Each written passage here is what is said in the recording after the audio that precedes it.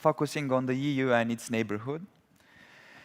Also, many thanks to those who resisted until this last panel of today. Before starting, I would like to remind you to follow Europa Nova Germany on Facebook, Twitter, Instagram, and YouTube, and share its posts by using the hashtag YSC2021. My name is Daniel Gheorghe. I am YSC Fellow and PhD student at the National University of Political Studies and Public Administration in Bucharest, with a research focusing on the EU's relations with Israel.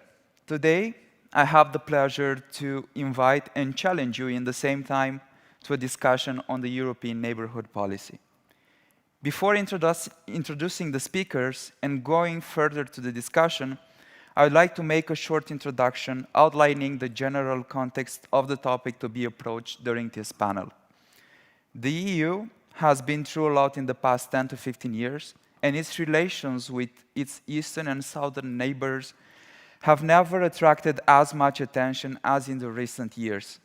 The Arab Spring in the early 2011, the fall of supposedly consolidated autocratic regimes in Tunisia, Egypt, and Libya, the eruption and continuation of the civil war in Syria, the emergence of the ISIS, the military coup of 3 July 2013 in Egypt, leading to the ousting of the first ever democratically elected civilian Egyptian president, the Euromaidan revolution of the 2013-2014, and the subsequent Russian annexation of the Crimea, followed by the emergence of territorial conflict between pro-Russian separatists and Ukrainian military and paramilitary forces in eastern parts of Ukraine, are just a few events that shaped the ENP and its perception by the public during the last years.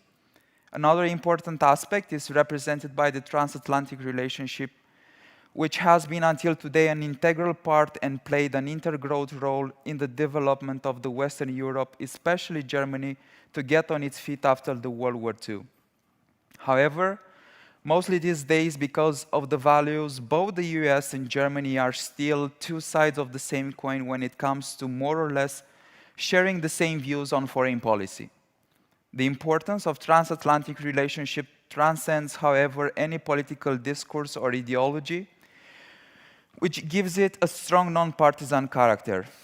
In the same time, one of the significant elements influencing the European foreign policy and the ENP is the post-Brexit context and the EU's efforts to identify the trajectory of its relationship with the United Kingdom in its new position as part of the ENP. For a better understanding of this topic, we have today with us two experts in this field.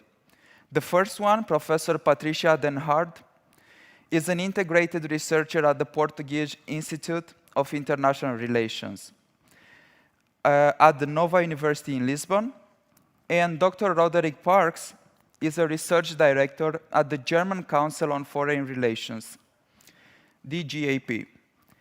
Patricia Den Hart holds a PhD in International Relations from the London School of Economics and Political Science, UK. She is Assistant Professor of International Relations at the Faculty of Human and Social Sciences at the Universitate Luisiada de Lisboa. Patricia is also a researcher at the Portuguese Institute for International Relations and a member of the Scientific Council and member of the board of the International Relations section of the Portuguese Political Science Association. Professor Den Hart's research focuses on the foreign policy of Germany, the common security and defense policy of the EU, and the role of the United States, Russia, and Europe in the international order. Besides being the research director of the DGAP, Dr. Roderick Parks also heads the Alfred von Oppenheim Center, where he works on issues of European integration and the EU's role in the world. He joined the DGAP from the Institute for Security Studies, the Paris branch, where he provided advice to decision makers on dealing with the intersection of the EU internal security and foreign policy.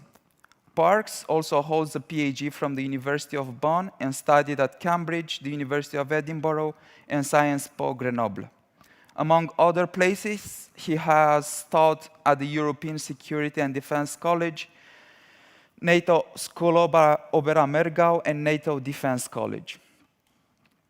On behalf of the organizers of the YAC Conference 2021, I would like to thank Professor Denhard and Dr. Parks for accepting to be part of this young but very ambitious project, which is the YAC Conference. With the permission of our guests, we will go further with a three-section panel, focusing firstly on general aspects related to the ENP, followed by a section focusing on more specific aspects in the same area, and finally the Q&A section. And now I would like to start by asking our guests a short but general question, which is, in your opinion, how effective is the ENP today as an instrument of foreign policy? I would suggest starting with Professor Denhard. Hello, thank you very much, Daniel, for that kind introduction. And I would like to thank the Friedrich-Naumann Foundation for Freedom and also the Thomas Dehler Foundation for the kind invitation to be here today. And I look forward to engaging with the young audience. I think this is a great initiative. And so I'm very happy to be here and to help contribute to the debate on these questions of European security issues, and in particular today on the European Neighbourhood Policy. So Daniel, you asked me how effective I think the ENP is today as a foreign policy instrument. And I think we have to look back a little bit at its history and see how it developed. And while it was officially launched in 2004 as a sort of answer to the temporary suspension, not the end, but the temporary interruption of the big enlargement process towards the Eastern European countries, the ENP, when it first started, was seen as a foreign policy tool that would sort of substitute what had been a very successful enlargement policy. After the Cold War ended, of course, one of the main goals by the European Union member states, especially Germany, but also the UK, was the enlargement of the European Union. The Eastern European countries were very keen to adhere to the European Union. And in that sense, it was the most effective and most successful foreign policy that the EU and that the common foreign and security policy developed at the time. When the Big Bang enlargement happened in 2004, and when the European Neighbourhood Policy began, it began thus from, how shall I say, a very optimistic perspective, in the sense of the Cold War having ended, the liberal institutional order being enlarged towards Eastern European countries through the European Union, but also through the NATO enlargement. This suggested that the European Union was successful in trying to transform the countries that were close to it and trying to transform the countries that were becoming members. So speaking of the ENP specifically, the idea initially was thus to project the EU's own model onto the European Neighbourhood Policy. So as to say, the policy of engaging with the EU's eastern periphery on the one hand and the EU's southern periphery on the other was meant to include this projection of the EU's normative core values, its rule of law dimension, the respect for human rights and democracy, the good governance elements, and the idea of economic development. And in that sense, it should be said that in those initial years, the ENP was not really very successful. Why? Because while it tried to apply one model, one method towards all the countries, and the 16 countries of the European Neighbourhood Policy, the 6 of the Eastern Partnership countries, Armenia, Azerbaijan, Ukraine, Moldova, Belarus, and Georgia, on the one hand, on the Eastern periphery, and on the other hand, the 10 countries of the North African and Middle Eastern dimension, this idea that one could apply one method and one sort of one size fits all onto the relationship with these countries obviously failed. It wasn't very successful. And as you have pointed out, Daniel, yourself, a decade of crisis began. And a few years later, we had the Arab Spring, we had the instability in many of the countries of the Middle East, particularly, of course, the civil war in Syria starting in 2011, and also the situation in Libya, which led to a NATO intervention. On the other hand, of course, we had, as you mentioned as well, the situation in Ukraine, the hybrid war in Ukraine, and in particular the annexation of Crimea in 2014, which also showed the limits of the attempt by the European Union to engage in partnership agreements with these countries, and sort of not looking enough at the context, the geopolitical and the geographic context in which these attempts at forging partnership agreements with these countries were made. So a review process began in 2015, where it was recognized by the EU leaders and by the EU institutions that this neighborhood policy had not really been very successful, and thus the review process led to what then became the European, or part of the European Union Global Strategy in 2016, where essentially two main points were recognized in relationship to the European Neighbourhood Policy, which was first, a more principled pragmatism was to be adopted, so as to say, okay, the European Union maintains its core values and still includes them in dealing with the members of the ENP, but it will do so on a more pragmatic basis, recognizing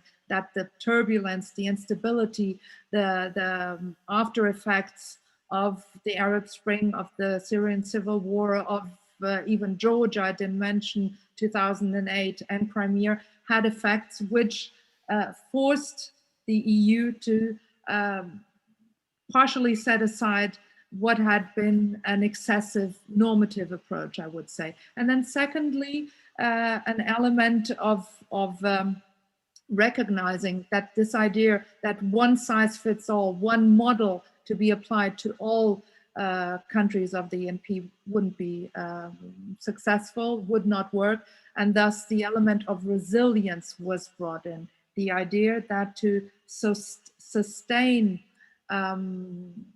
a more pragmatic approach towards these countries, they would have to be analyzed, their situation, their internal situation, the geographical and geopolitical context with each one of these member countries, or with each one of these states, would need to be done on a case-by-case analysis, so as to make them more resilient and to develop a policy, an EU neighborhood policy, which would address the issues in case. So to wrap up in these 5 minutes, if you ask me now, 2021, how successful and effective the ENP has been since then, and since the global strategy was adopted 5 years ago, I think there's been so much turbulence on top of the situations that I've mentioned. Of course, we've had 4 years of complicated transatlantic relations. And we've had, of course, not the emergence, but the increase of actions by revisionist powers. You mentioned Russia, of course, Daniel, but we also have China, which is more and more sort of engaging in the Euro-Atlantic area, be it through misinformation campaigns, be it through joint military exercises with Russia. And then, of course, we have interference by these revisionist powers in democratic election processes. And this does not bode well as such for the EU's neighborhood policy in general, I would say, for now. Thank you. Professor Denhardt, thank you very much for your quite comprehensive answer. It is no doubt that even in the most optimistic scenario, but also while we try to stay realistic, that the ENP is still in, it's a process. And I would like to hear also Professor Parks, what is his take on this issue, and what does he think that the ENP lacks to be a more effective instrument of foreign policy? Thank you, and it's nice to go after Patricia, who is far more comprehensive than I will be. So let's keep this order because it also allows me to prepare an answer. How effective is the ENP as a foreign policy tool? Not at all, as far as I'm concerned. If I think to myself, what are the ends or the aims of ENP? I find it very difficult to listen. When I think about what the means of ENP are, equally so. I mean, it started off as enlargement light, but with enlargement policy essentially in a moratorium, there is no leverage attached to ENP at all. What we have is, I think, a group of countries that have nothing in common with each other beyond their proximity to the European Union, or in the case of the Eastern Partnership, their proximity to the EU and Russia. And I remember asking a European diplomat what he thought the... oh, right, sorry. I'm holding it too close. Right, is this better? Yeah, it's good. Right. I remember asking a European diplomat what the EAP countries had in common, and all he could come up with was that they all had some sort of problems with their territorial integrity, apart from Belarus, and that was because it had been on the right side of Russia for long enough, but how long that would maintain the case, he wasn't sure. So what we have at the moment, I suppose, is a set of countries split between Russia, Turkey, and China, and on the EU side, between the Commission and various activist member states, which have envoys for the Southern Mediterranean or for the Eastern partners. And the EAP is about to split into a sort of two-tier system in which Ukraine, Georgia, Moldova go on ahead, and the rest are left behind. Belarus already taking itself back out of the neighborhood policy. But I think my deeper answer to the question is that, as far as I'm concerned, ENP was never meant to be a foreign policy tool, so it's unfair to judge it in these terms. My understanding was always that it was a tool of sort of transformation and hopefully also mutual transformation between the European Union and its neighbors, based on markets and connectivity and mobility. And the deeper shame is I think that we've squandered some of that. And it's some of the buzzwords that Patricia mentioned, like resilience, like principal pragmatism, which I think have allowed that to happen. And I was working for the European Union at the time that these words were sort of invented, and was part of the global strategy process. And honestly, the sort of realism and sense of sort of defeatism that went into coming up with these terms, and essentially sort of washing our hands a little bit of our neighbours was palpable. So that for me is the sort of core message. I don't think of the neighbourhood policy as a tool of foreign policy, and it's unfair to judge it in these terms, but I think it's failing on the terms that we should judge it on, which is this sort of novel form of engagement with the world and transformation, and that I think is what's missing. Thanks. Thank you, Professor Parks. These answers make us think about two elements that we think might contribute to, let's say, a more effective European neighborhood policy if we think about it as, let's say, as a channel for diffusion of, let's say, the 5 norms that Jan Manners talks about when he describes the EU as a normative power. So my next question is, does the EU still have the necessary legitimacy at home as well as credibility on the international scene in order to have a real impact in the European neighborhood policy countries? Professor Den Hart?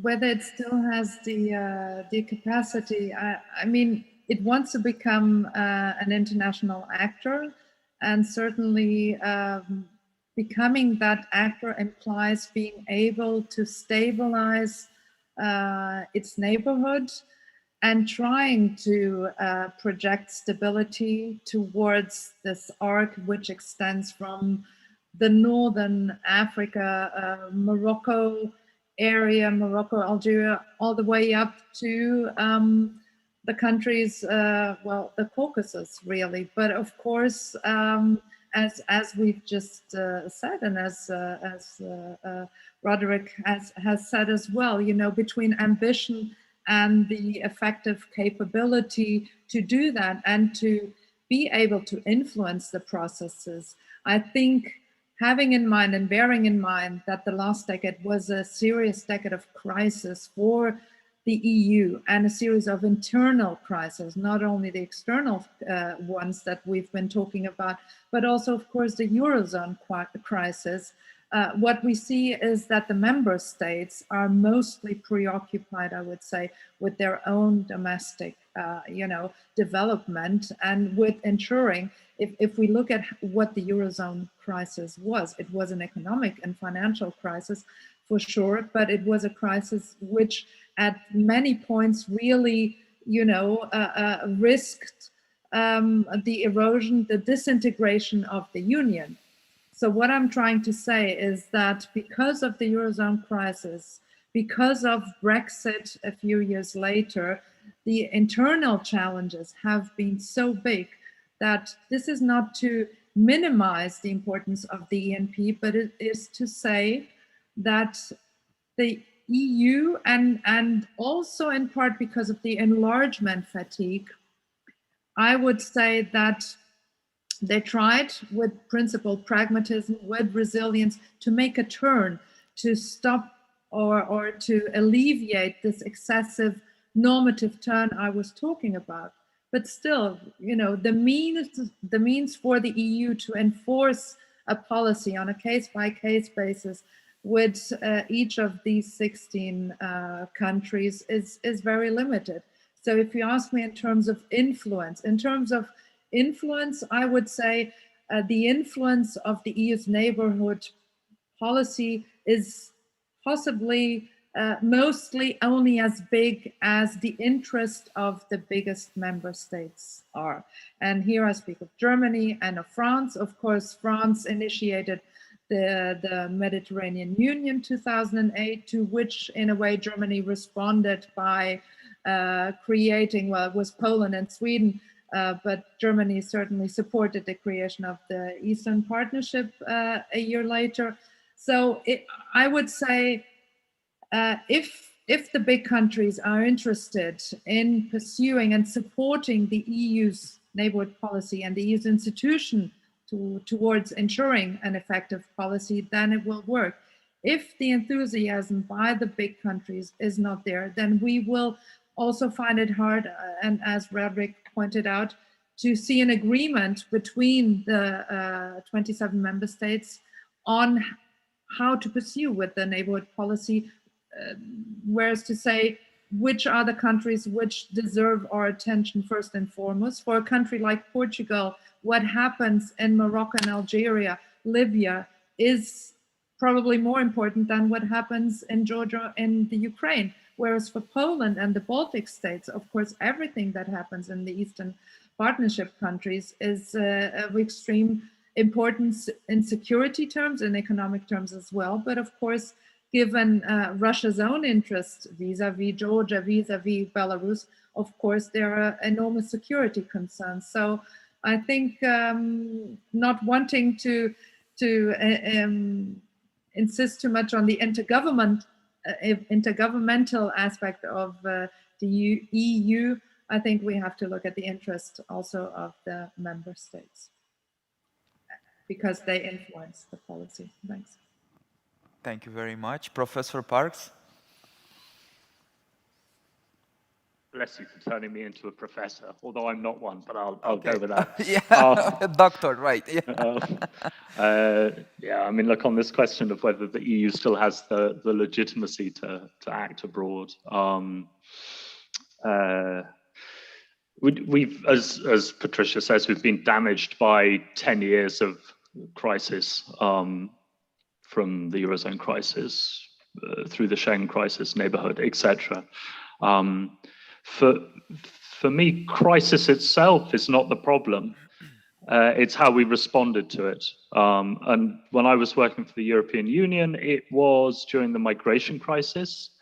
And we essentially turned the neighborhood into a buffer. And we did that quite explicitly. I remember one senior Commission official saying his aim was to use enlargement and neighborhood policy to create a safety ring around the European Union, that we had invested sufficiently in the relations to these countries over the previous 10, 15 years that we could now call in some favors, and essentially use them as a buffer to a hostile world. That, of course, immediately alienates our neighbors, and I think it's become a kind of methodology. So in Brussels at the moment, the fashionable ideas are European autonomy, a geopolitical commission, and the idea of a Brussels effect, which is a sort of attempt to use the EU's internal market to unilaterally regulate globalization in the face of a hostile world. And this is sewn up a little bit between France and Germany. So you have a degree of sort of French protectionism and buffer building around the European Union. Then you have a German attempt to deepen regulations inside the European Union. And then you leverage market access in order to say to foreign countries and firms, if you want to do business with us, then on these terms. So this sort of building of buffers has become part of the sort of crisis mentality of the European Union, I think. And taking a step back, especially from my experience of dealing with the migration crisis, it seems very unnecessary. A lot of the sort of buffer building made the problems that we feared self-fulfilling. So making the unpleasant deals with our neighbors in the Balkans, Turkey, North Africa, and so on, to hold migrants back, created artificial borders, which were then serviced by smuggling gangs. It also supported some rather unpleasant governments who, were not keen on human rights, etc., etc.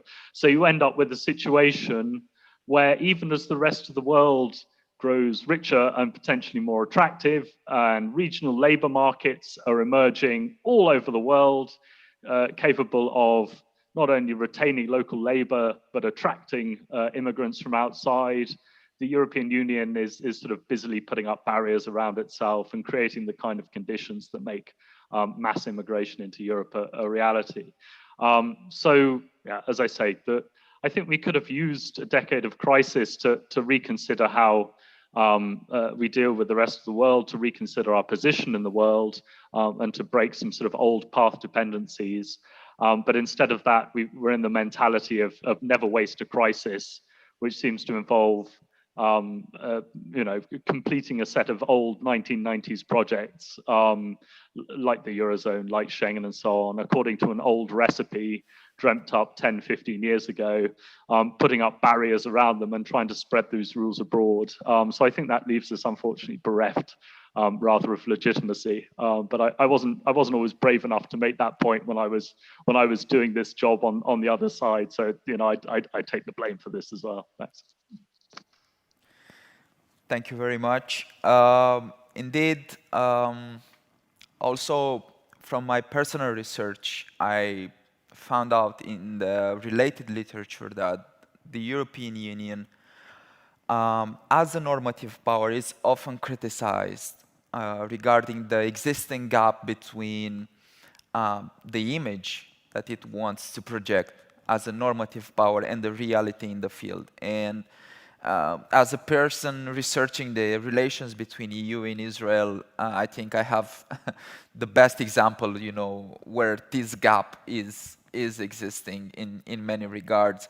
So the EU is challenged today by an illiberal domestic trend, and in the same time, it is as part of the transatlantic relationship also, the European Union is challenged by many, let's say, non-democratic powers, okay, Russia, China, for instance, that contest the current Western order. Is the normative power Europe as a future project or like a process in making still on the table? Is there any chance to be able to speak, and if you can tell me up to which extent, to speak about the European Union as a normative power? Professor Denhard? Well, this is a question, of course, which has been set by Ian Manners. When was it? 2002, the article that he wrote. And I think the EU has nevertheless come a long way. And sort of in reply also to Roderick's comments just now, if I'm allowed to say so, in a way, the EU is and if I'm allowed to say, damned if it does and damned if it doesn't. So, if it tries to be too normative, immediately it's accused of being excessively normative, idealistic, non-pragmatic, non-geopolitical, etc. When it turns the other way around and it tries to be more pragmatic, more geopolitical, more realist, and sort of go out into the forest to deal with other great powers or to deal with great powers, then it is accused of setting aside and just become a normal power like the others. So I think we always have to look at the EU in two dimensions or two layers in a way. On the one hand, it's aspirational dimension, of course. I think, and in reply to your question, I think in a way the EU wants to maintain its identity as a normative power, as a civilian or civil power, as Duchenne said in the 1970s. But then on the other hand, if it wants to become an international actor, how can it survive by standing only on one leg? In that sense, Hadley Bull was right when he argued that without the military dimension, it will be very hard for the EU to sort of survive and become an effective and credible actor, because if there's no credibility, it might have some sort of legitimacy, but without the credibility and the capabilities, of course, it can't go very far. And Roderick mentioned the strategic autonomy. Of course, that's now a huge, well, it has been for some years, but in a way, since 2013, 2016, and certainly because of the last US president, strategic autonomy is something which the Europeans are beginning to engage. I think what we will see with the strategic compass document is already a way to try to make the EU become more effective in cooperation with NATO, in cooperation with the United States, but in the recognition as well that there has to be some sort of bigger involvement in military capabilities, but also in civilian capabilities and civilian crisis management. So as you said, it's a process, of course, as we all know. That's the DNA of the European integration process as such. The normative power element, I think, is off the table at the moment, and I wouldn't say rightly so, but I think it shouldn't be the main priority. I mean, it's important that we as Europeans or the EU member states obviously adhere to their values. And as you've mentioned, we are already having trouble inside the EU with the liberal democracies questioning the rule of law mechanism, the rule of law within the EU, and seeing that the other countries were not able to impose conditionality on Poland and on Hungary towards receiving the funds that were just approved by the new generation EU to fight the COVID pandemic. That situation has been postponed, or it's been given to the tribunals. So of course, if we have that difficult situation already within the European Union, then one could ask, with what legitimacy are we trying to project normative values in our foreign policy if we can't even keep our own house in order together? And then the other element, which of course you also mentioned, is the questioning by revisionist powers of the liberal international order upon which the European values are founded in a way, or are interconnected to. And of course, if we have Russia and China on a daily basis questioning, provoking, undermining these values, it makes it even more difficult to uphold them and to project a credible normative power Europe. And on the other hand, it gives reason to the realists within the EU. I don't know, sometimes I don't know exactly where they are, but reason to them to pursue a more pragmatic geopolitical policy externally, but also internally. And when I, in my first comment, mentioned the intergovernmentalist turn in dealing with the Eurozone crisis and in other situations, that in part has to do with that. So as to say, the EU has come from very normative and valuable and worthwhile origins, and it's heading towards a process whereby not only the EU is speaking of a more geopolitical approach, a geopolitical commission, so the EU institutions as such changing their own perspective, but of course also the member states themselves adopting a more intergovernmentalist, less federalist, less supranationalist perspective, like Germany, for instance. I'm not even saying whether that's good or bad. I'm not making this judgment. I'm just stating that this has also to do with the decade of crisis. And maybe if I'm allowed to, and I promise to be short in the next question, maybe if I'm allowed just to say one thing about the refugee crisis. Of course, here we had a situation where the German chancellor tried for a European solution, a supranationalist solution, whereby there would be a quota system with each member state accepting a quota of refugee intake, and that was not judged acceptable by many member states, and that's why then the treaty with Turkey had to be done. So again, the disagreement within the EU member states or within the EU is also very often a hindrance. Thank you. Thank you.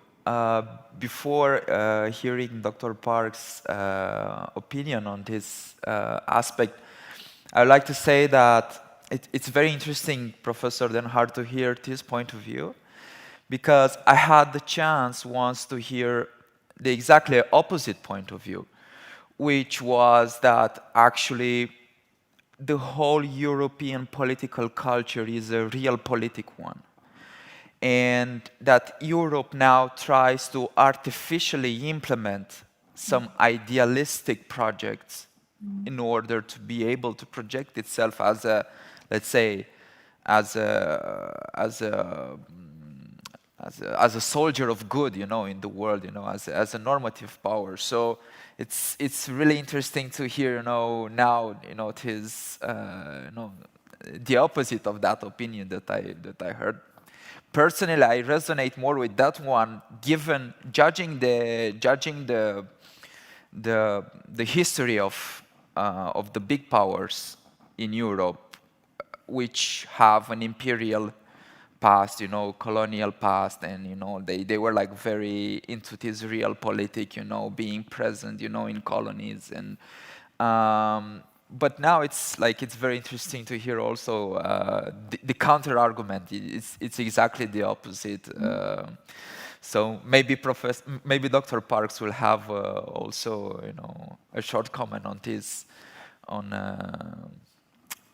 these contradictory opinions over what the EU is, in fact, and what it wants to be, actually. Dr. Parks? Thanks. And you've demoted me. Oh, man. So... I said maybe, if you want. You don't have to. No, I'm kidding. No. So, on the sort of colonial question, it is still present. I think the Commission tends to defer to the member states when it gets tricky, and the individual member states do still act according to a sort of deeply ingrained historical logic. And again, I mean, that was clear during the migration crisis in the way that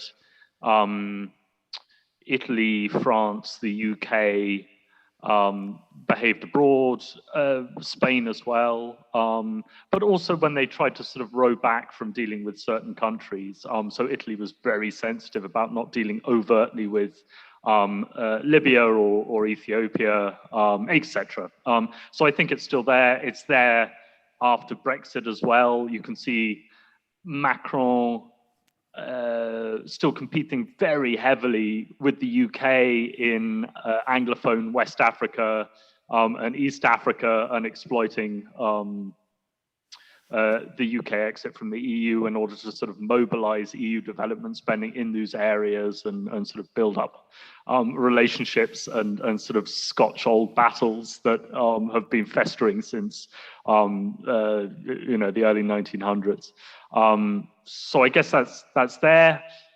And as I say, I think as soon as the European Union is faced with any sort of realpolitik from abroad, it takes a step back and sort of leaves things to the member states. So it's there somehow in the DNA, but there's an unspoken sort of division of labor somehow. On Patricia's point about the EU being doomed if it does and doomed if it doesn't, I used to have arguments with the Germans back in the early days of the Euro crisis, when last time I was based in Berlin, and they used to say, we're damned when we try to lead the EU, and we're damned if we don't. And I always used to say, you're just leading badly, lead better. And I think it's the same case with the EU during the migration crisis. So much of it was unnecessary. I think even the EU-Turkey deal, I think, was a bit unnecessary, in that, you know, we did a sort of reverse analysis on the numbers, and they were already sinking. We ended up paying Turkey to do something that it anyway had an interest in doing. It needed to get its borders under control. It needed to re-establish its prestige in the Muslim world and stop, opening the floodgates to Europe and allowing refugees to die in the Aegean, etc., etc. The sort of formative experience for me during the crisis was was preparing EU diplomats for a trip to Ethiopia, and they were off to Addis to sort of offer a buffering deal to the Ethiopians: hold back your citizens and Eritreans, and in return we will offer you a little bit greater access to European labour markets and some development policy. And clearly nobody had told the Ethiopians what the rules of the game were, which is exploit the Europeans' sort of siege mentality and take as much money as you can from them. And they simply turn around and say, well, why would we do that? The European Union simply isn't a destination for our citizens. If you want to be useful, help us build up regional mobility within the framework of EGAD, the sort of regional economic community. Once we've proved that we can retain labour, help us put joint diplomatic pressure on the Gulf states to open up and treat our nationals better, and maybe even on the US. But the EU itself really isn't a destination for our citizens. So, don't offer us this deal. That for me was a sort of healthy process of showing that the world is a bit bigger. But I've got a bit off topic. So to come back to the sort of question of normative Europe and illiberalism, I would say that the two things are linked. I think normative Europe has become sort of regulatory Europe, and our norms are not much more than sort of commercial trading standards. And if you are Poland and Hungary, a lot of your populists sometimes started out as pro-European liberals, and what they're reacting to is finding themselves constrained. They are, if you look at Orban, he's the sort of the original policy entrepreneur.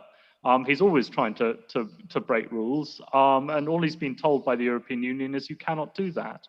And when I was based in Poland, I saw that kind of souring happen in real time. So I was there 2011, so during the late Eurozone crisis, and the government there was still the Tusk government, and he said very clearly, we can no longer go on being a rule taker.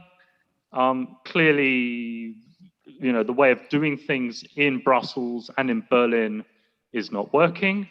Poland has not suffered a financial crisis. We have certain things that we can teach Western member states, and now's the moment to do it. And he failed, partly because he was hiring people like me, perhaps, who didn't sufficiently understand the Polish context, who knows.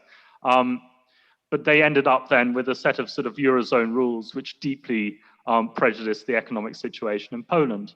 And when the Schengen crisis came along, I think the feeling was very much we have no chance of influencing the way that the Schengen area works.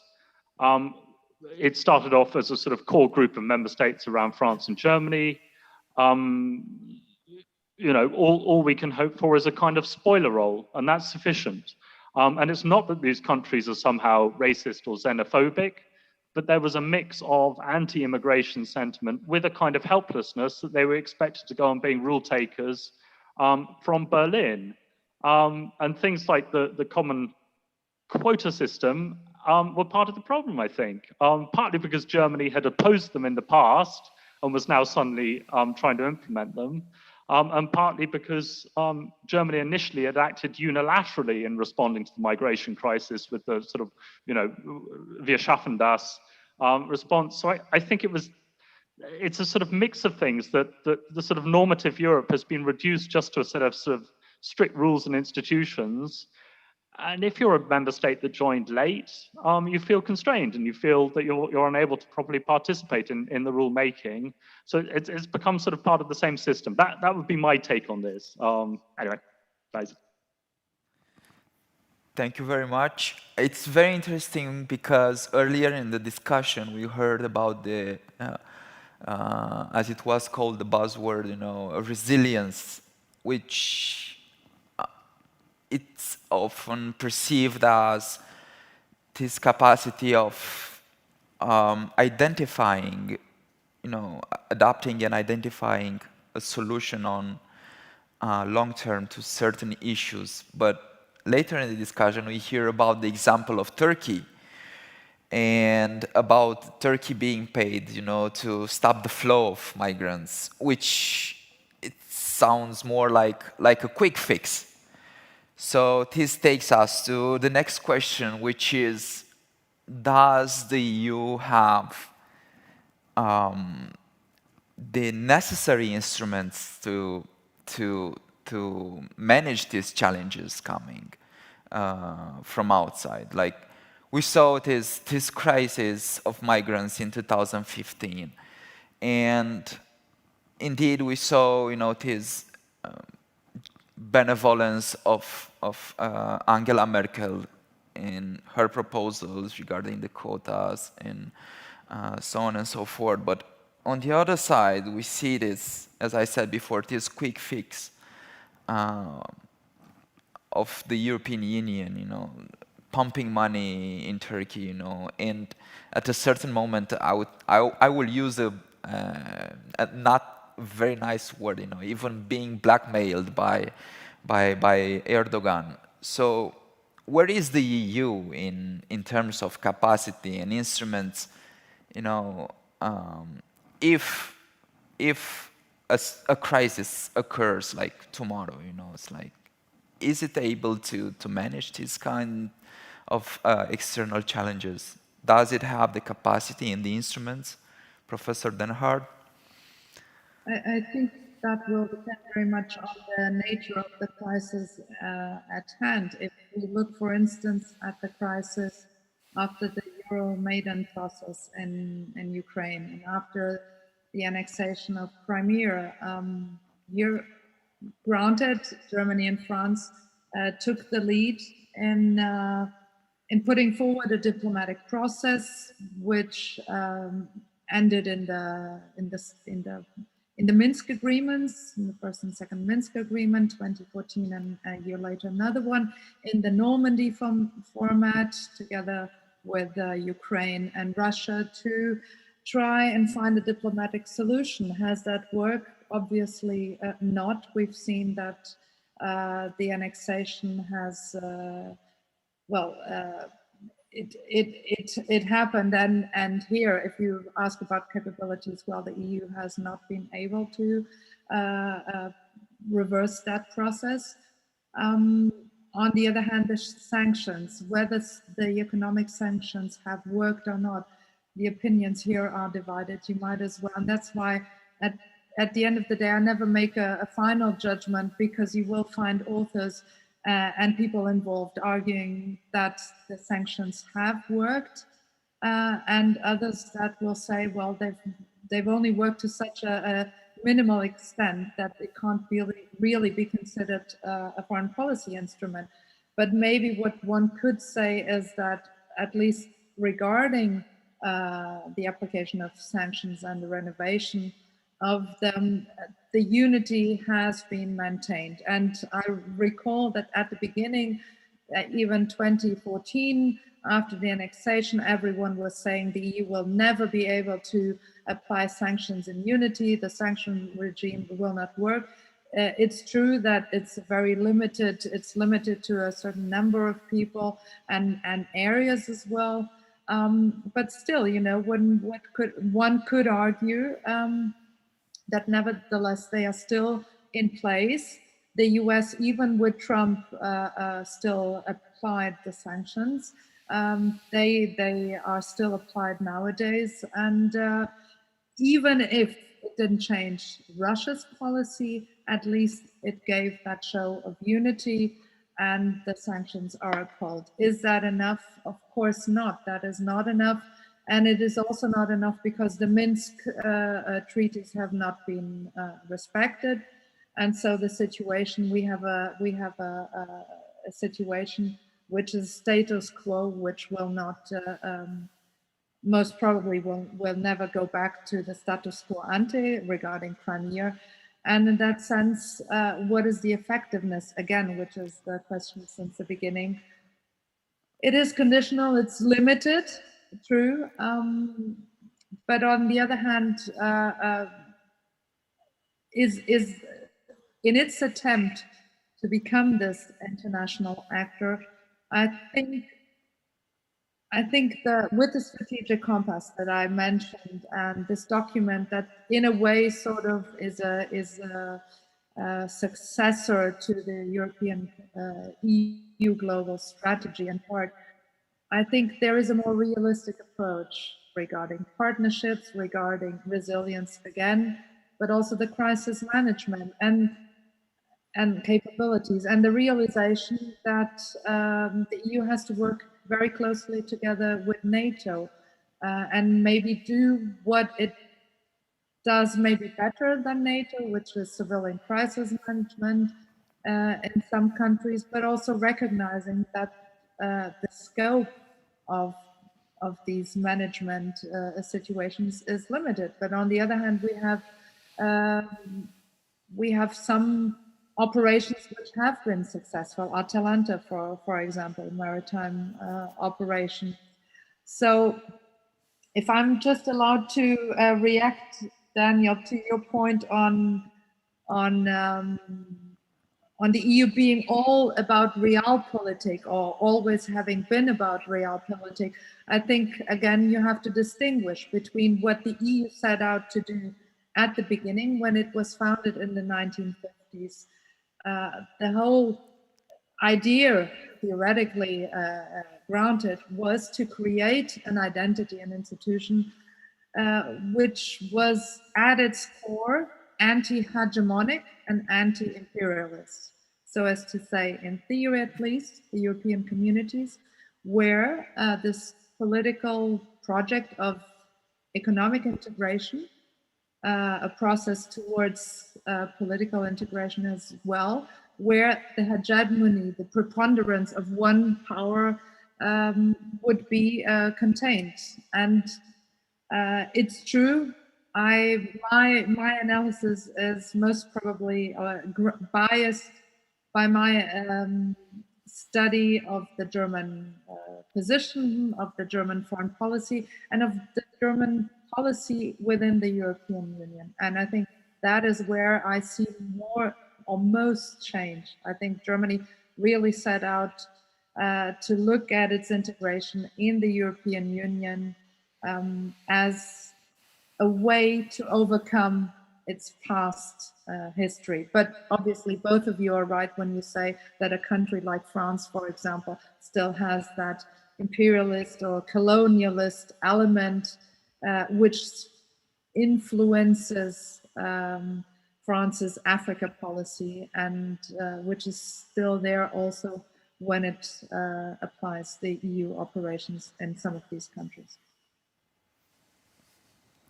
Dr. Parks, what is your opinion on the EU's capacity to tackle these challenges?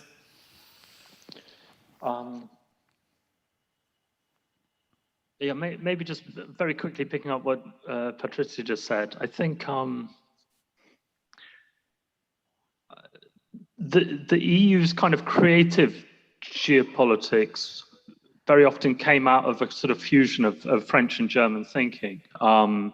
And it's the ideas, and Patricia mentioned Duchenne before, but there's a sort of line of sort of creative geopolitical thinkers who essentially have transformed the map of Europe peacefully. And I think there's a danger in Germany at the moment that a sort of myth has taken hold that we were naive in the past, we believed in the end of history in the 1990s, and now we need to become geopolitical.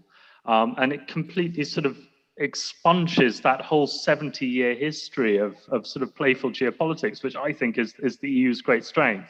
And if Germany loses the sort of never again feeling that Patricia was describing, and allows its sort of foreign policy to be essentially defined by the French, or that it defers to the French, or in order to sort of absorb French pressures, it resorts to geoeconomics, using the single market as blunt leverage, then we're really in trouble, I think.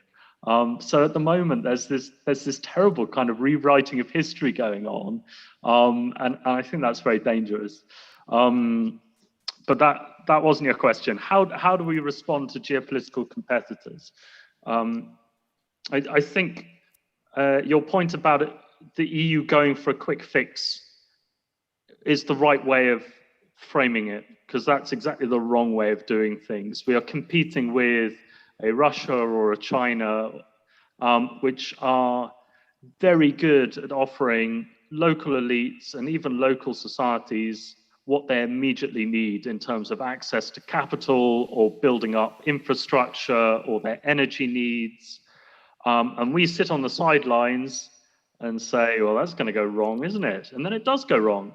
And you end up with a situation like Montenegro that the government is hugely in debt and is now having to sort of restructure its debt to China, et cetera, but we haven't found a proper response to this beyond, okay, we need to compete. We need to reduce conditionality. We need to offer up easier access to capital. So we're playing that game, even though we know it ends badly. And if you talk to people, for example, in the Western Balkans, who have watched China build cheap power plants using sort of lignite and so on, and now can't breathe properly, they say, we don't want lower conditionality and easier access to funds per se. What we want is greater conditionality on our societies because environmental standards matter to us. I think in the EU aren't quite brave enough to compete by becoming more political, expecting higher standards from governments in neighboring regions, pushing back a little bit at the ease of accessing Chinese investment and infrastructure, and playing a little bit more the long game, that we can say it may be harder to engage with the European Union, but actually over a 10-year period, the outcomes will be better. And that's an incredibly difficult argument to make, both in Brussels, which is scared of the competition, and of course to local societies. But I think it is the case. So, I mean, that for me is the direction of where policy needs to be going. And it's not about competition, it's about offering an alternative and a better model, I think. Thank you very much. I'd like to go further into discussion to what I promised to be like the more specific question. And I would like to ask Professor Deinhardt, the relationship between Germany and Russia during the Angela Merkel's terms was both beneficial and controversial. And when I say that it was beneficial, I think about Germany and France, for instance, taking the leading, as you mentioned earlier in the discussion, taking the leading role in the negotiations with Russia in the so-called Normandy format. Is this relationship beneficial for all the EU? And when I ask this question, I think about the role of the role that the Eastern European countries should play in this context, because often we hear Eastern European leaders, who express their frustrations about the fact that the Eastern European countries' point of view is not often, considered too much, especially if we think about Poland and the whole discussion surrounding the Nord Stream pipeline. So what is the role of the Eastern European countries in this equation between Germany, in this relationship between Germany and Russia? And how does this affect the transatlantic relationship?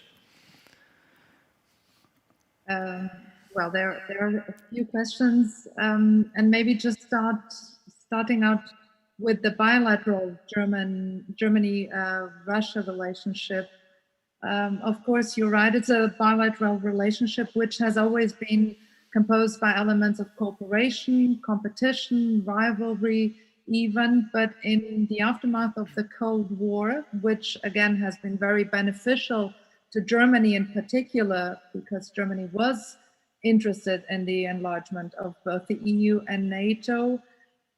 Germany sort of always had concern in general regarding some sort of participation of Russia in security structure. But of course, a Euro-Atlantic security structure, which would always include the United States, was something that Russia did not really want to accept. There was one exception in 2010, while Putin was prime minister, Medvedev was president. Merkel and Medvedev made a proposal for the creation of a political and security community at Meseberg, sort of to propose a European security structure apart from the Russia-NATO Council created 8 years earlier.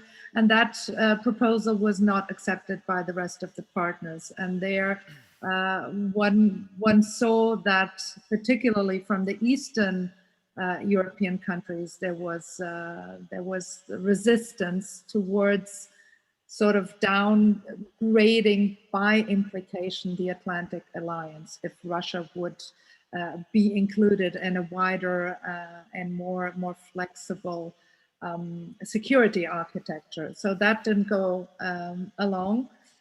From the perspective of Poland, for instance, I'm always sort of surprised why Poland is not more assertive or more engaged in pursuing, for example, the Weimar Triangle format together with France and Germany. I think that would be a leverage in a way.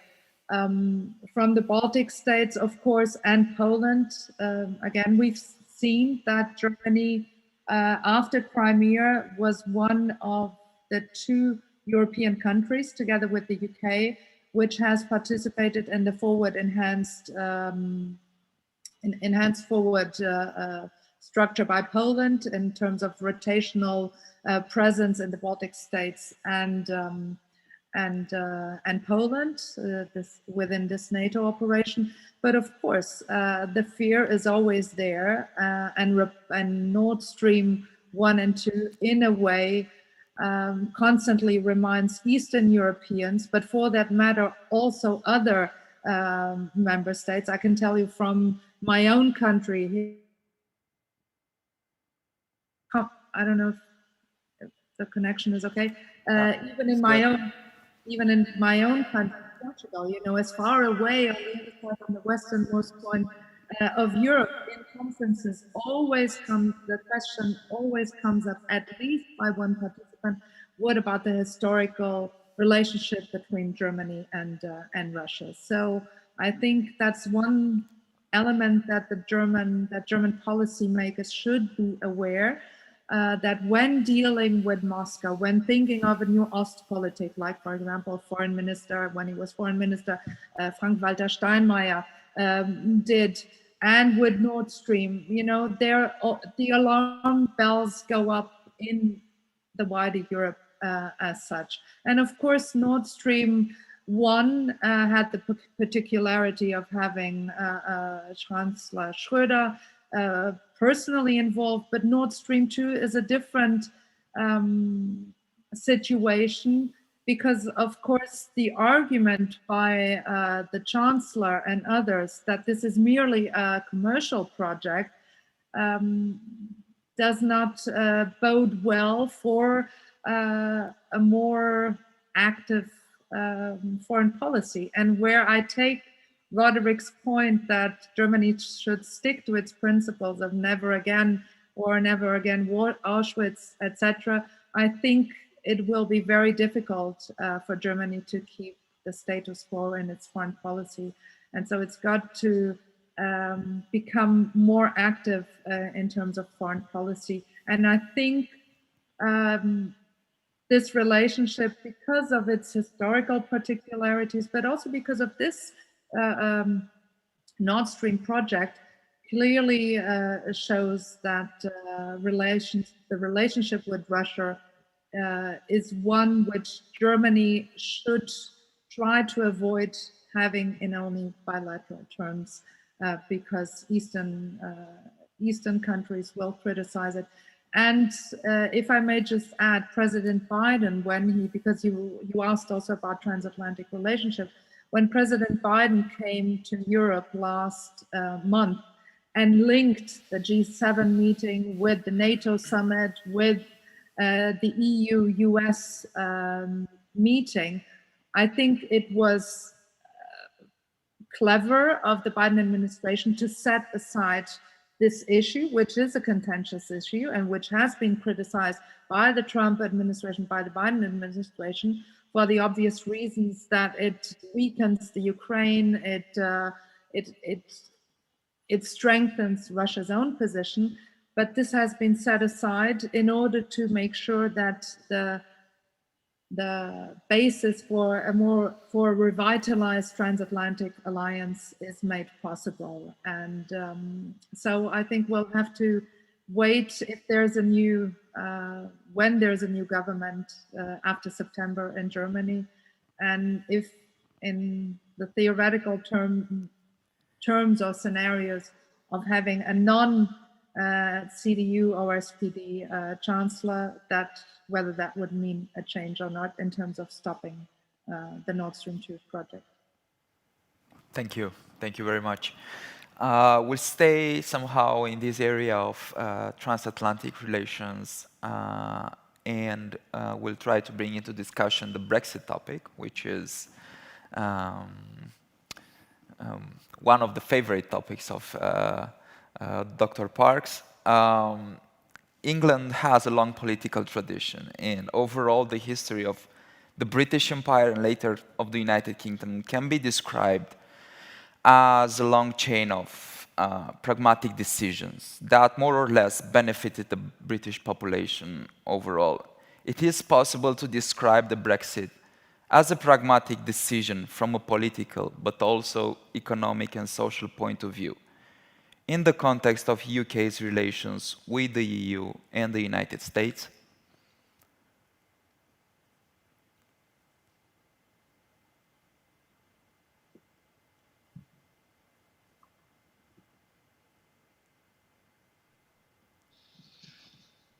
So, can I come back? Sorry to just reverse. I just want to pick up very quickly on something. Patricia said that you were surprised that Poland didn't make more use of the Weimar Triangle, which is the sort of intergovernmental format between Paris, Berlin, and Warsaw. The reason it didn't, when I was based in Poland, was because the government felt that it was just playing a sort of legitimatory role to decisions that are already being cooked up. And then France and Germany could say, well, we've discussed this with the Eastern member states, and here we are. And that happened once too often, I think. And again, that was under a sort of pro-European government in which the foreign minister was Radek Sikorski, who made the sort of famous speech in Berlin that he was more afraid of a lack of German assertiveness than German assertiveness. I'm slightly misrepresenting that. I can't remember the exact terms, but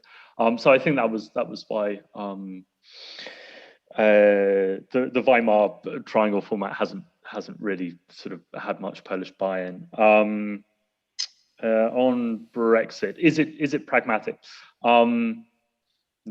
Was Britain ever pragmatic? Only in a very contingent way, I think. So I think the British, and in particular the English style of government is, you know, we think of pragmatism, fair play,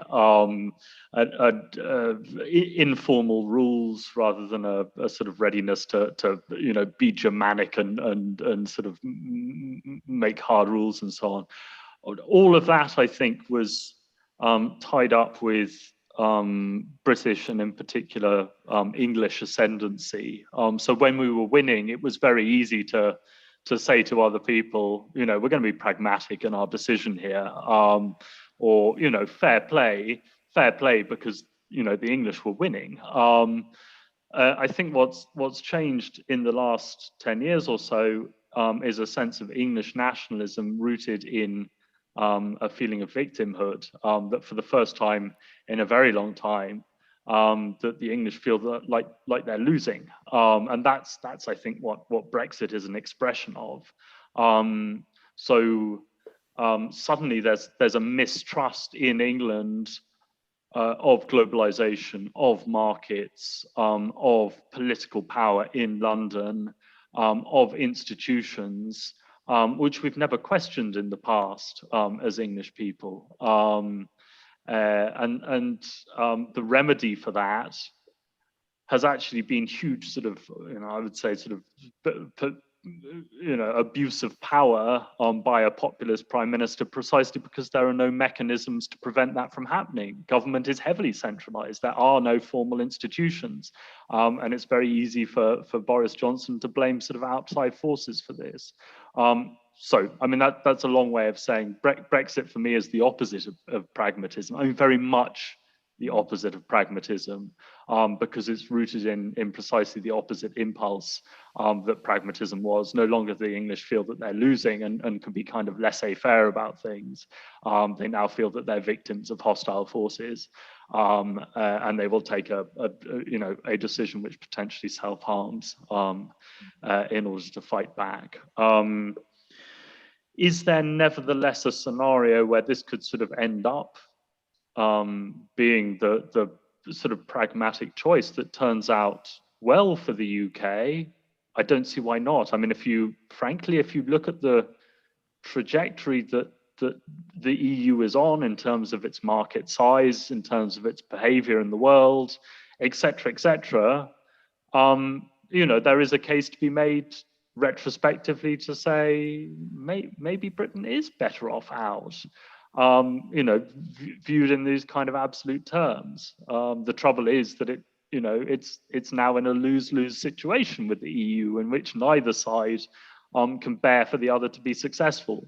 So even if you could make an objective case in favour of Brexit, I think it'd be very, very difficult indeed for the UK to achieve any of the benefits that it hopes it will. So sorry, that's a rather long answer, but not pragmatic, possible pragmatic benefits, but very difficult to achieve them. Well, yeah, you mentioned that, this scenario of where this could end up, and before going further to the Q&A session, I have a last question for you, Dr. Parks, is, do you think that Brexit will be a decision that will be regretted by the British political elites at the horizon of, let's say, 20, 30 years? Will someone say, well, this was such a bad decision for us? Look how good the European Union is right now, and it's the moment to to put some, to cry for our past sin, of having the Brexit. Will someone think like this? Do you think? No. No. I mean, the effects of Brexit have already been obscured, right, by COVID. So I think people have already lost sight of, what the effects of Brexit are.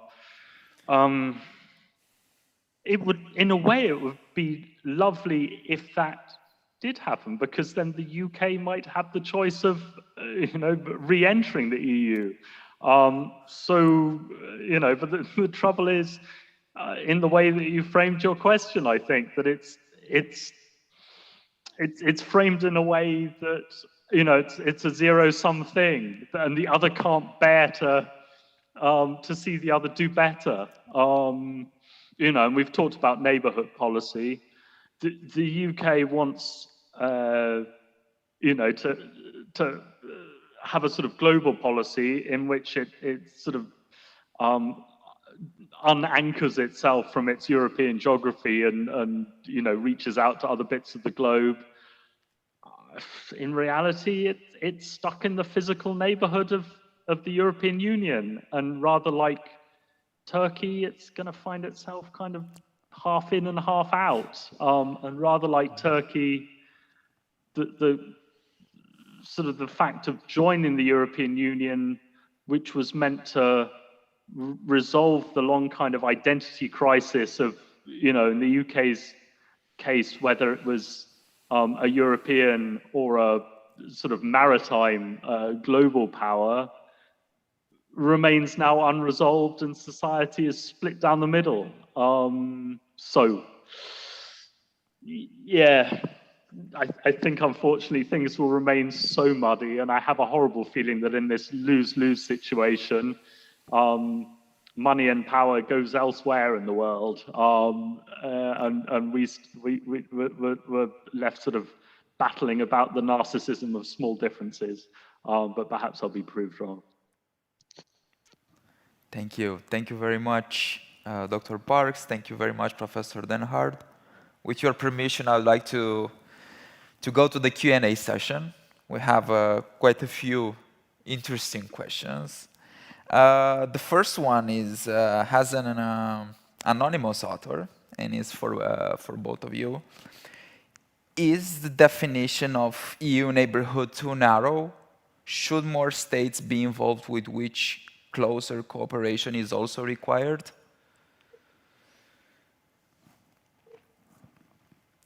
Professor Denhard, maybe you can start. I didn't get the last point. So the question is the definition of EU neighborhood too narrow? And should more states be involved, with which closer cooperation is also required?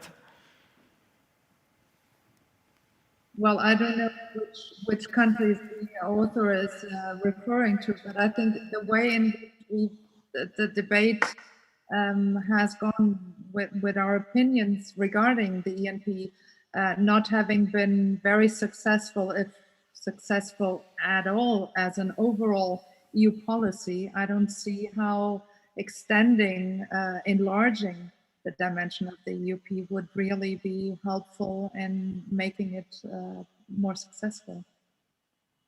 I'm sorry, it's a short answer, but yeah, it's perfect, because we have many questions and we have just not so much time left. Can I hop in with a quick answer? Yes, of course, of course. Look, two things. One, we have certain blind spots, even regarding our neighbors. That means tricky states like Syria, Libya, Belarus. It also means the Gulf countries, which, because they don't really fit into the sort of enlargement, development mindset, are just too tricky for the EU to deal with. I think we need a response to them. So even in our neighborhood, we're not dealing with our neighbors, and I think that probably does need to be remedied. The second thing is, I don't know if I would include extra concentric circles in our sort of wider neighborhood, although people do talk in those terms. If I look at how a country like Morocco is behaving, it's trying to hedge a little bit and integrate itself better towards its southern neighborhood, reintegrating into the African Union, reintegrating into ECOWAS, the West Africa economic community. I think if we include those countries in our neighborhood, we start damaging the regional integration that is happening at the moment in Africa and in other bits of the world. So I think it's rather more we had to recognize that our neighbors are sort of playing a sort of double game somehow. They're trying to diversify their relations away from the European Union, and we need to find a response to that rather than talking about our wider neighborhoods. Yeah. Thank you. We have a question from Mikhail Polyansky from Peace Research Institute in Frankfurt. The question is for Dr. Parks. Do you think that the EU has given too much of ENP to member states, especially in the East, that it made it way harder to carry out a coherent normative power, I think, at all.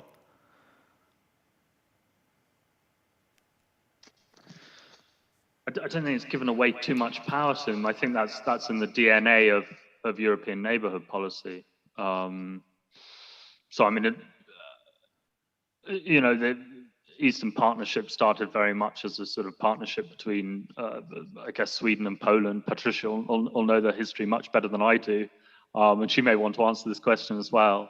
And you know, Mediterranean Union and the Southern Dimension very much driven by France, and only anchored within the EU structures properly by Germany sort of dragging it in and saying, you know, this engagement can't just involve the Mediterranean states of the European Union. You know, it needs to be properly anchored in Brussels. So I think that was always there in the DNA. I think what, you know, from my experience working in Central Europe, the hope of countries like Poland, Czech Republic, some of the Baltic states, was that the Commission would take greater ownership for it and become more political in the way that it dealt with the EU's neighbours. And actually, they're trapped in this sort of tricky relationship with the Commission, that the Commission doesn't want to upset them. And it's the same with the External Action Service. So tiptoes round the member states. The individual member states want the Commission and the External Action Service to take proper ownership for neighbourhood policy and be more political, but along their specific national lines, and anything that deviates from that, they are upset by. So it's this sort of slightly unholy relationship, I think, between the member states that have always driven these policies and the Commission and the External Action Service on the other side. Add in then the kind of East-South split that both sides have struggled to show an interest in the other geography. So I mean, again, I remember when I was working in Poland, it was at the time of the Arab Spring. The Poles could see theoretically that they could be involved in North Africa because they had their own experience of kind of post-communist transition, of lustration and so on, and they didn't have a colonial history in North Africa, which meant that they could have engaged and they could have very much supplemented the stuff that the Mediterranean member states were doing. But precisely because they were disinterested, they couldn't quite bring themselves to get engaged. So again, there's always that sort of South versus East split, but it's always been in the DNA, and it's just that we haven't found a way of overcoming it, and I fear it may be too late. But I mean, honestly, I think Patricia might have a take on this as well.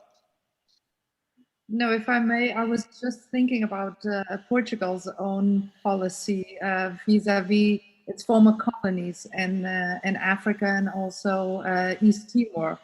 So Portugal has managed to build up quite a solid relationship with these countries. To say that, yes, of course, we've spoken about the colonial past, but I think it also depends on how you go about doing it and how you go about rebuilding relationships with countries with whom there might be, in this case, a linguistic affinity, you know, which France also has with these African countries, but which it maybe develops in different ways. Thank you. The next question is for Professor Den Hart, since you mentioned the Weimar Triangle. The question sounds like this: why should Poland pursue Weimar Triangle, where it is the small partner, while it has, for instance, is part of the Lublin Initiative with Ukraine, and where Poland calls the shots?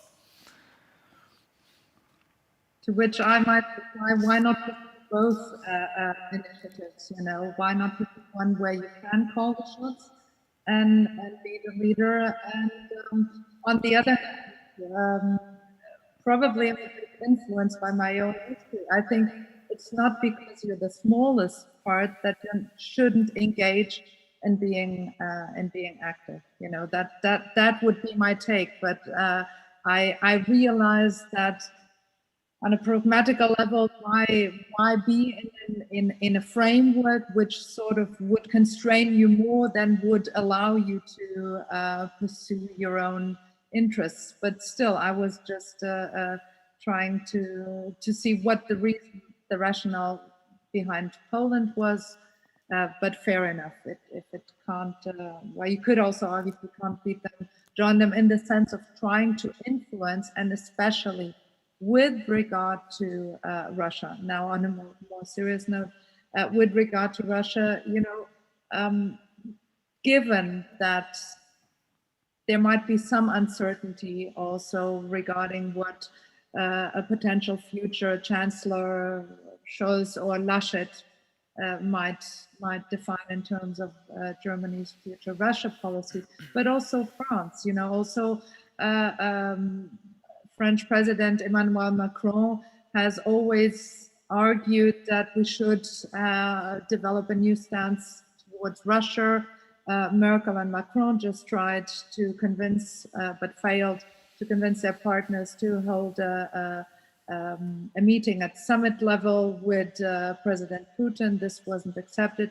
And my take here would be you might possibly be more influential if you're within an institution, you know, as the Weimar Triangle at the level of governments, rather than outside of it. But I take the point. If it might be a waste of time if at the end of the day the other two big ones simply would overrule the positions that the Polish government takes. And again, the quote, I didn't say it today because I always tell it my students, but Radek Sikorski, you know, coming from a Polish foreign minister, that he fears more Germany's inaction than I think it was, and I'm also not Germany's action, is in my view quite telling that policies can also change.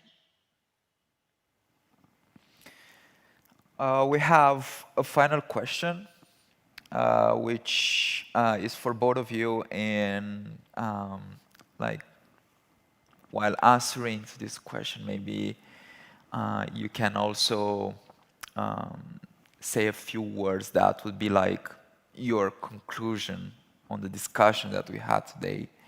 The question is like this: some say that the EU should be a geopolitical global power. Others say that it should focus on fixing issues at home and in its neighborhood. What are your views on what should be the priorities of the European Union? Who wants to start? Dr. Parks, maybe? I'll give Patricia a break. But okay. Thanks, Patricia, for always doing the hard work. I would say it needs to start at home. And I know that the center of global affairs has shifted from the transatlantic to the Pacific, et cetera, et cetera. But you know, I'm a believer that you can't be a global power without getting your own house in order. I would focus, I think, in terms of the neighborhood on the Western Balkans, which, you know, remains a kind of half-digested landmass in the stomach of the European Union, and you know, shows serious signs of going backwards. You know, and we fret about you know, Russia and China and Turkey being active there, as if it was, you know, a zone that we have some kind of ownership over. I think if we start becoming more active in more distant bits of the world, and again, I'm thinking of the kind of Asia Pacific here. We can only expect China and other players to start being more active in Europe. I mean, and you know, we've been having these discussions in Berlin when the External Action Service presented the, when the EU foreign ministers presented their Asia Pacific strategy. You know, the question arises, you know, if these are our principles for dealing with the Asia Pacific, we can expect China to start quoting those same principles at us and start engaging in Europe.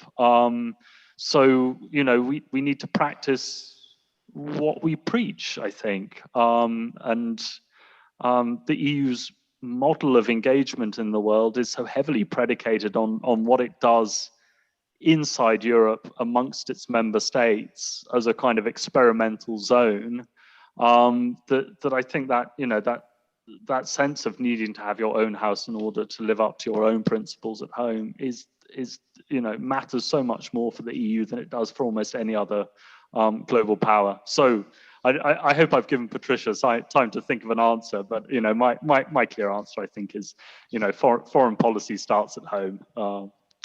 Okay, thank you very much, Roger. So my 2 cents on this would be, first, domestic politics is a priority. I agree with Roderick. And in terms of democratic recession, you know, that Larry Diamond talks about, we've seen that the electorate in EU member states overall has become so polarized, and the party system has been polarized, and it's become more volatile. The emergence of nationalist populism is there practically in every member state country. So in that sense, I think that certainly is a priority.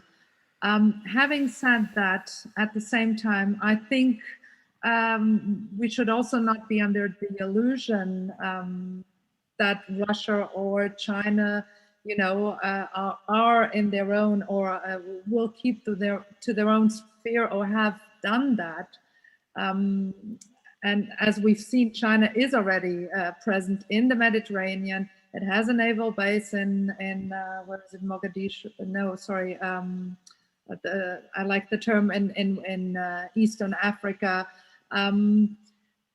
You know, and in that sense, with the US transferring to the Indo-Pacific, the pivot, which they talk about for at least a decade, I think we can't really have an approach whereby we sort of not really have an overall foreign policy. Although I would tend to agree that Russia, Turkey, Northern Africa and Middle East and the Eastern Partnership are the main dimensions. And in that, the transatlantic relationship, again, is, I would say, still hugely important. And maybe just to add one point regarding the Chinese Belt and Road Initiative, I think what was just proposed last month with the Build Back Better World Initiative, that all members of the transatlantic alliance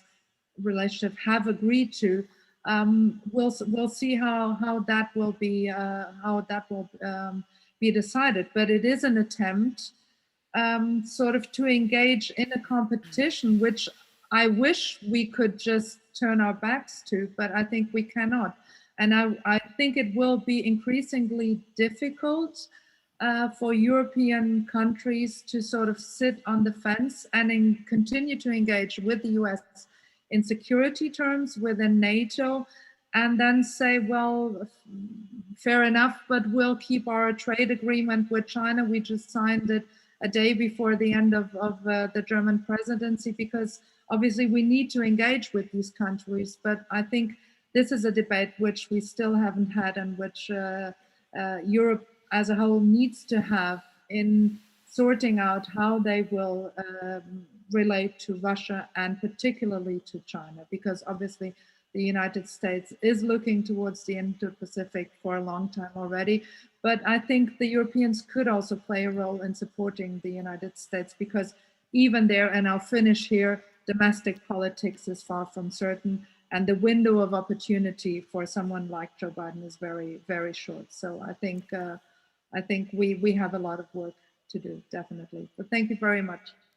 Thank you very much, Professor Denhard. Thank you very much, Dr. Parks. I hope that this conversation we had today will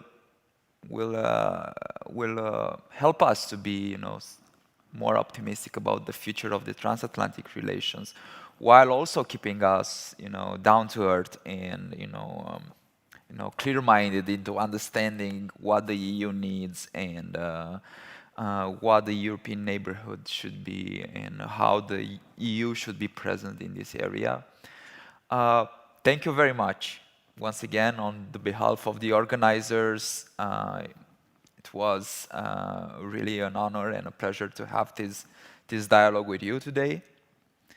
I would like to thank also those who were connected, the other participants at the event, those who tuned in today. We are looking forward to having you with us tomorrow, starting with 1 p.m. When we will have two very interesting and complex panels on two very hot topics. The first one is the climate security and the Green Deal. And the second one is the cybersecurity and digital policies. So once again, thank you very much. And I wish you a very nice and restful evening. Thank you very much, and bye from everyone, and stay safe. Thank you. Thank you for the invitation. You too. Thanks. Bye. Bye.